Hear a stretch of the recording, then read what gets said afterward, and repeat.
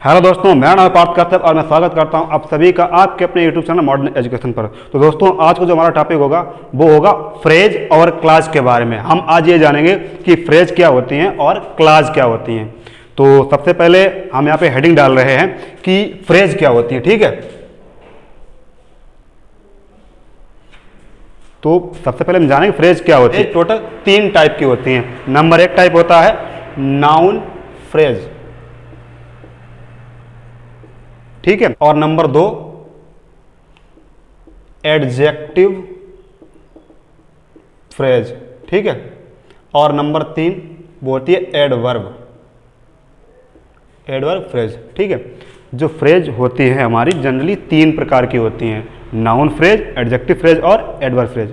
तो अभी तक हम फिलहाल में नाउन पढ़ रहे थे, तो आज की क्लास में हम सिर्फ इतना जानेंगे कि नाउन फ्रेज क्या होती है, और वहाँ की जब हम एडजेक्टिव पढ़ेंगे तब जानेंगे कि एडजेक्टिव फ्रेज क्या होती है, और जब एडवर्ब पढ़ेंगे तब जानेंगे कि एडवर्ब फ्रेज क्या होती है।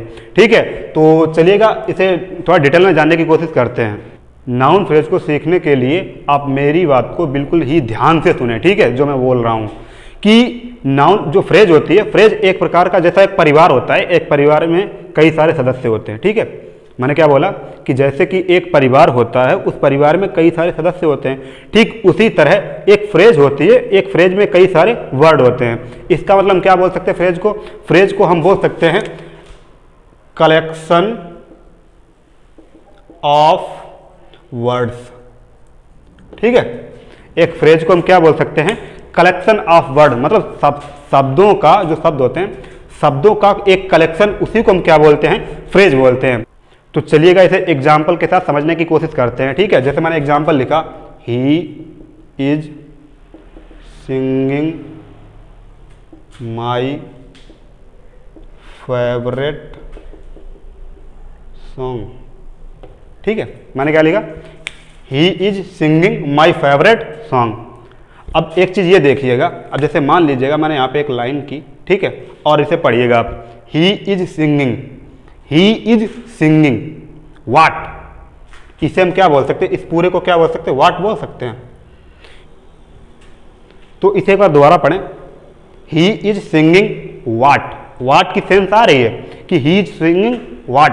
तो इसका मतलब क्या हुआ कि माई और फेवरेट और सॉन्ग ये तीनों आपस में इंटरकनेक्टेड है। ठीक है, और जब भी ये शब्द आपस में मिलेंगे, इनका आपस में कोई रिलेशन होगा, तो वहीं से क्या तैयार होती है, हमारी फ्रेज तैयार होती है। तो हम क्या बोल सकते हैं कि माई फेवरेट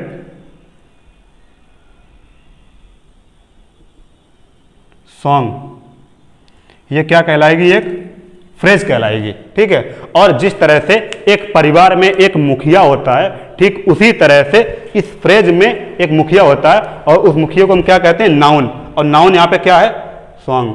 ठीक है, तो मुझे उम्मीद है कि आपको समझ में आ गया होगा कि फ्रेज एक्चुअल में क्या होती है। और जो नाउन फ्रेज होती है वो 2 तरह से यूज होती है, एक सब्जेक्ट के तौर पे यूज होती है और दूसरी ऑब्जेक्ट के तौर पे यूज होती है। तो अभी मैंने यहाँ पे क्या बताया है, ये भी ऑब्जेक्ट के तौर पे यूज हुई है। ठीक है, और अभी मैं एक और एग्जाम्पल बता रहा हूँ आपको जिसमें वो सब्जेक्ट के तौर पर यूज होगी।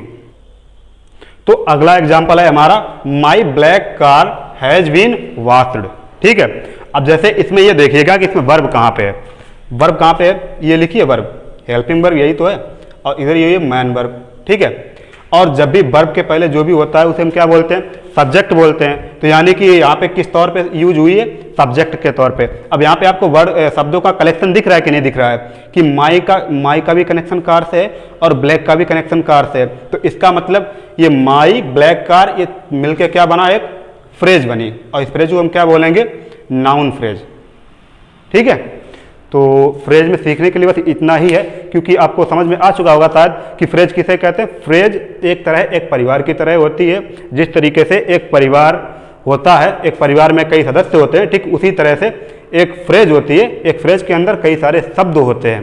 ठीक है, और जिस तरह से परिवार में सभी लोग एक दूसरे से मिले हुए होते हैं, उसी तरह से फ्रेज में भी हर शब्द एक दूसरे से मिला हुआ होता है। तो दोस्तों, जैसा कि अभी आपने फ्रेज को सीखा है कि फ्रेज क्या होती है, उसी तरह से अब ये सीखेंगे क्लॉज क्या होती है। ठीक है, जिस तरीके से मैंने अभी आपको क्या बताया था कि फ्रेज कितने टाइप की होती थी, 3 टाइप की, ठीक उसी तरह क्लॉज कितने टाइप की होती है, ये भी होती है 3 टाइप की। Number 1 noun clause. ठीक है, नंबर 2 एडजेक्टिव क्लॉज, और नंबर 3 एडवर्ब क्लॉज। ठीक है, और जैसा कि मैंने आपको बताया था कि अभी हम फिलहाल में नाउन पढ़ रहे हैं, तो सिर्फ अभी हम किसको सीखेंगे, नाउन क्लॉज के बारे में सीखेंगे, और बाकी की जो क्लॉजें हैं उन्हें जब वो टॉपिक पढ़ेंगे तब सीखेंगे कि बाकी के क्लॉज जो होते हैं वो क्या होते हैं। तो क्लॉज एक प्रकार की एक स्टेटमेंट होती है। ठीक है, मैंने अभी क्या बोला, क्लॉज, जो क्लॉज होती है वो क्या होती है, एक स्टेटमेंट होती है, स्टेटमेंट। और स्टेटमेंट के अंदर क्या होता है, स्टेटमेंट की जो हिंदी होती है उसे क्या बोलते हैं हम, कथन। ठीक है, और एक कथन के अंदर क्या होता है, हमेशा स्टेटमेंट के अंदर एक तो सब्जेक्ट होगा, ठीक है, सब्जेक्ट, और दूसरी क्या होगी, वर्ब होगी, सब्जेक्ट प्लस वर्ब, और प्लस इसके अलावा और भी कुछ चीजें ऐड हो सकती हैं। ठीक है, तो जब भी आपको एक सब्जेक्ट और एक वर्ब दिखेगा तो उसे हम क्या बोलते हैं, क्लॉज बोलते हैं। ठीक है, आपको समझ में आया कि नहीं आया कि मैंने क्या बोला है कि क्लॉज एक प्रकार की स्टेटमेंट होती है, और एक स्टेटमेंट के अंदर हमेशा क्या होता है, सब्जेक्ट होता है प्लस वर्ब होती है, और जरूरी नहीं कि आगे एक्स्ट्रा पार्ट हो सकता है कि सिर्फ सब्जेक्ट और वर्ब ही दी गई हो, तो उसे हम क्या बोलेंगे, क्लॉज बोलेंगे। तो इसका मतलब क्या हुआ कि जब भी आप कहीं भी सब्जेक्ट और वर्ब देखते हैं तो हम उसे क्या देखते हैं कि वो क्लॉज होती है। ठीक है, अब इसी बात को एग्जाम्पल से समझते हैं तो आपको बहुत अच्छी तरीके से समझ में आ जाएगा। He is doing his work.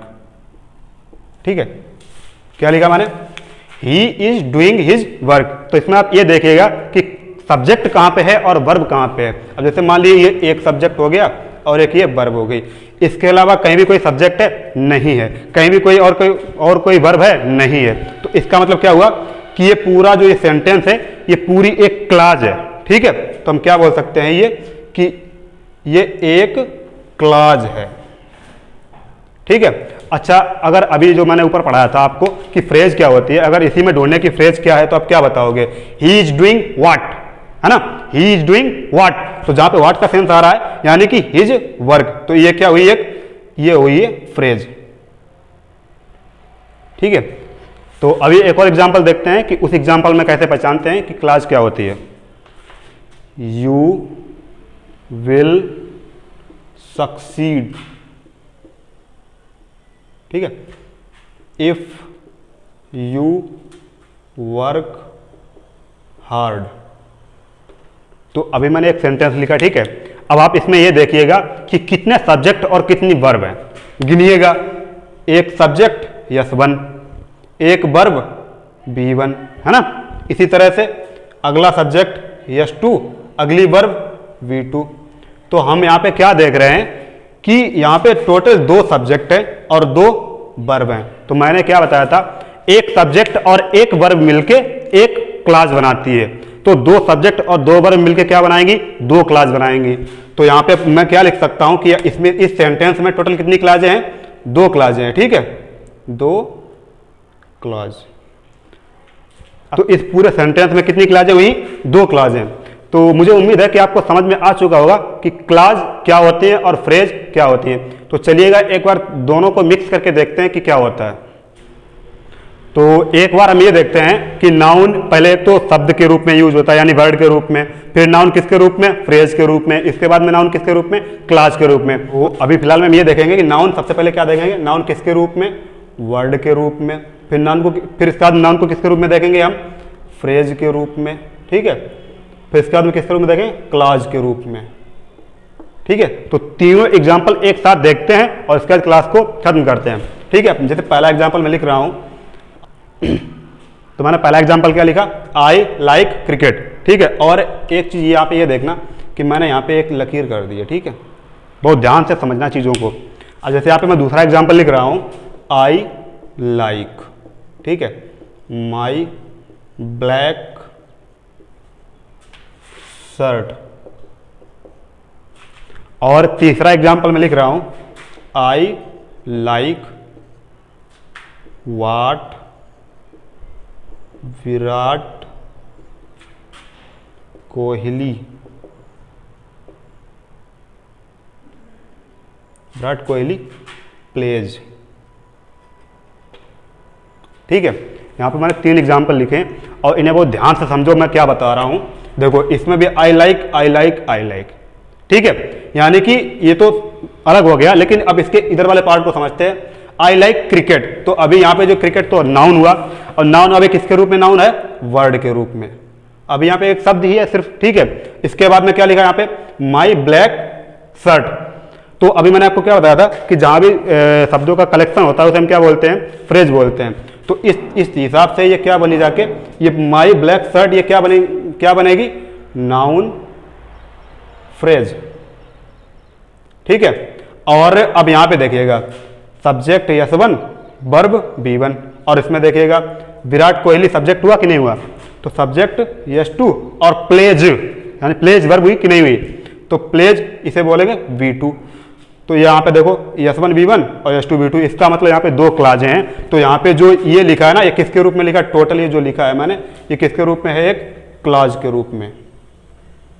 तो आई होप आपको समझ में आ गया होगा। मैंने जो भी पढ़ाया अभी तक, मैंने सबसे पहले क्या पढ़ाया कि फ्रेज क्या होती हैं, ठीक है। इसके बाद मैंने क्या बताया कि क्लाज क्या होती हैं, और इसके बाद तीनों के एग्जांपल मैंने कंबाइन करा दिए ताकि आपको समझ में आ जाए कि वर्ड में क्या होता है और फ्रेज में क्या होता है और क्लाज में क्या होता है।